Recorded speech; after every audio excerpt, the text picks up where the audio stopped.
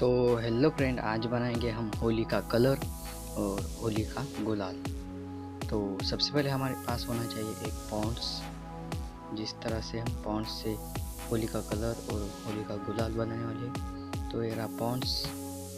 और अगले हमारे पास होना चाहिए होली का गुलाल बनाने के लिए होली का थोड़ा सा कलर और चीज़ की ज़रूरत है, इसको रख देते साइड में।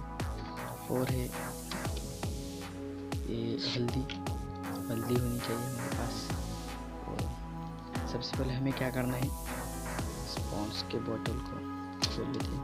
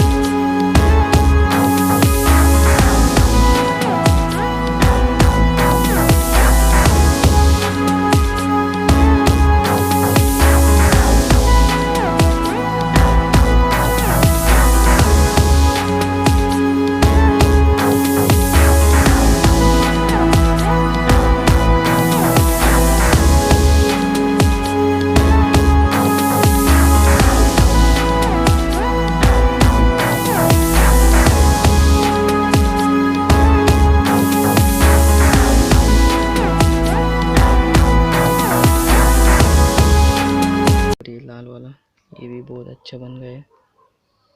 तो इस तरह से आप घर पर गुलाल बना सकते हैं। अगर आपको ये वीडियो अच्छी लगती है तो वीडियो को लाइक करना, चैनल को सब्सक्राइब करने के बाद उस घंटी बटन को दबा देना।